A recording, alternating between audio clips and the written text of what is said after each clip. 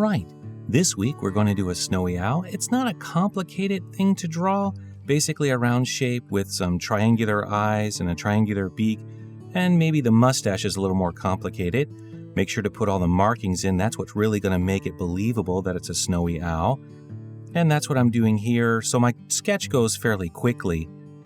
And then I'm putting in that shape that I always put in that I'll use for selection later on, doing the eyes and the beak and then the markings. And I'm going to do these several times because I'm going to paint over them to make them look like there's feathers coming over them. But I need to put them there to have so I have that rough idea of where the markings are and kind of get the markings like I want them.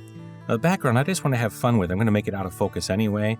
I wanted to make it look like it was maybe a little snowy back there, lots of trees, this bird's in the forest, and then some stuff to make it like a mid-ground, so some old grass, some twigs to come in here, just to give it more visual interest. So there's a background that's out of focus, then something that's slightly more in focus, not totally in focus. I'm going to make it a little out of focus as well.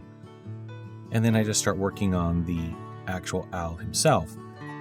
The white is not really white, that's actually a light gray, and I'm using that because I need to have bright whites for highlights later on. So you can see there's a little bit brighter white.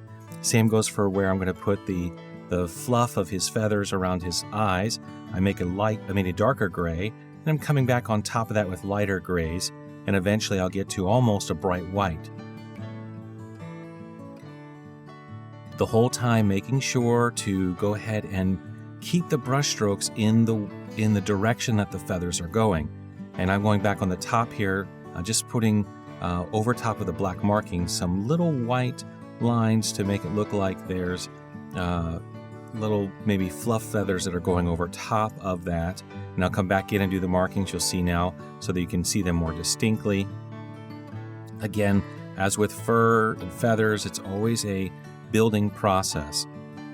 Going back and forth, putting lighter colors over top of slightly darker colors to give it that layered look.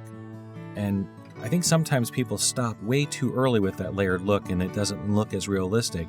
But when you're looking at feathers or fur, there's a lot of little shade variations. And so I usually do maybe 3, 4, sometimes up to 6 layers of these feathers. So here now I'm coming back in with a lighter gray that's on there now, and again going in the direction of the feather markings around the eyes.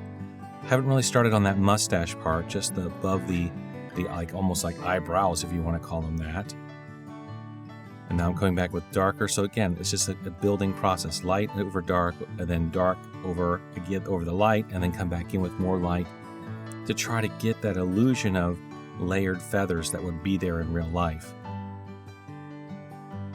And I'm just going to go around the whole head, and sometimes it's very subtle. You can see here that's just a little bit lighter gray, and then I'll come up and there's also changing the color a little bit. You see that's a little bit more blue to give, like it's reflecting maybe some snow or sky. That's my original drawing, so I have an idea, where some of the shadows have to go underneath that mustache, underneath the different layers, because it does kind of build, because it's all kind of fluffy and puffs out, so it gets these shadow areas in there, and I sketched those out in my original sketch, and so I put that over top so I can see, that's where that needs to go. Now I'm starting to work on that mustache around the beak. Again, keeping my direction of stroke in the same direction as the way the feathers are falling. And then if you notice on the snowy owl, the beak has like these brown undertones underneath that mustache. So I put those in and then just keep coming back on top of that, kind of building it up.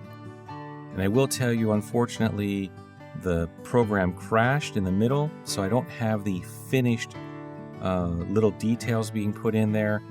It'll just go from this to the finished drawing, but you get the idea. It's just the same as always, just building layers.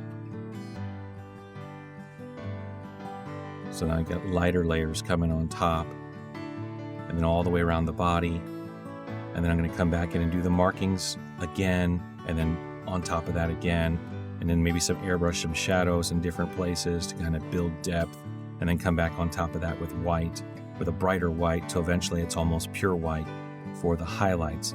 I also go back in, if you can see now, I'm working on the eyes a little bit to give them a little more depth, some more shine. It may be a little too subtle to see on your screen there. And there you have it. That's the finished drawing. And I'm going to leave it on the screen a little bit longer so you can see and maybe kind of pick up where the shadows are and so forth, and how I did that. Unfortunately, that last part did get lost. But I hope you enjoyed it. Please like and subscribe. Thank you.